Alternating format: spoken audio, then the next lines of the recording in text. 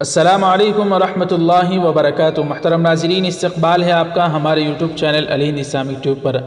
ناظرین اکرام، جب سے ترکی کا آیا صوفیہ مسجد میں تبدیل کر دیا گیا اور رجب طیب اردوغان نے وہاں پہنچ کر نماز جمعہ لاکھوں کے مجمع کے ساتھ ادا کی، تو ہر طرف پورے عالم اسلام کی طرف سے، مسلمانوں کی طرف سے ترکی کی تعریفیں، رجب طیب اردوغان کے متعلق وہاں پر تعریفیں کی جا رہی ہیں۔ ایسے میں الحاج بیرسٹر اسدالدین اویسی صاحب کا بھی ایک بیان ہے جو ہم آپ کو سنائیں گے۔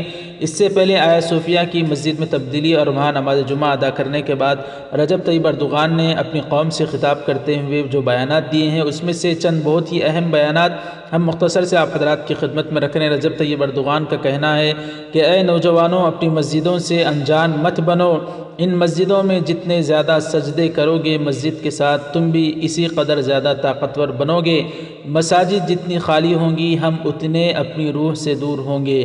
اسی طریقے سے رجب طیب اردوغان نے کہا کہ ہم کسی کو اپنی ازاں، اپنے پرچم اور اپنے وطن کی طرف ہاتھ بڑھانے کی اجازت نہیں دیں گے۔ ترکی اس وقت اپنے احیاء کی ایک نئی جد و جہد میں مصروف ہے۔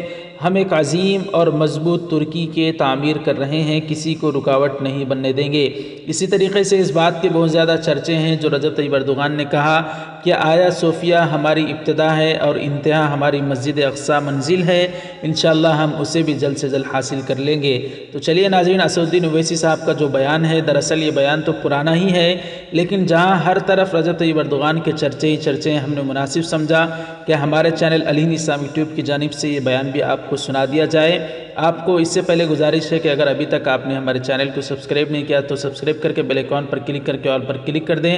تو ناظرین چلیے شروع کرتے ہیں، اسدالدین اویسی صاحب کا یہ بیان سنتے ہیں جو انہوں نے رجب طیب اردوغان کے متعلق کہا ہے۔ اگر بات یہ بھی سچ ہے، اگر ان تمام حالات میں کسی نے مرد مجاہد کا رول ادا کیا تو ترکی کا صدر طیب اردوغان نے حق ادا کیا۔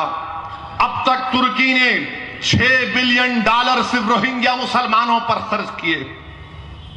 یہی ترکی تھا جس کو اللہ نے توفیق دی اور اردوغان نے ساری دنیا کے سامنے کھڑے ہو کر یہ نام نہاد ہیومن رائٹس کی باتیں کرنے والے، یہ امریکہ اور برطانیہ سے کہا، ان کو سمجھایا، اور اردوغان نے بنگلہ دیش سے کہا کہ تم پورے روہنگیا مسلمانوں کو لے لو، حکومت ترکی ان کی تمام پیسوں سے آپ کی امداد کرے گی۔ میرے بھائی، آج بھی دنیا میں ایسے مرد مجاہد ہیں۔ طیب اردوغان کو اللہ نے توفیق دی، یہ واحد مسلم ملک کا سربراہ ہے جس نے کھل کر آج تک اب تک روہنگیا مسلمانوں کی تائید کا اعلان کیا، اور کروڑوں اربوں روپیے بنگلہ دیش حکومت کو دے رہا ہے۔ نہ یورپ میں کوئی بات کرتا ہے، کوئی اگر زبان کھولتا ہے تو طیب اردوغان کھولتا ہے۔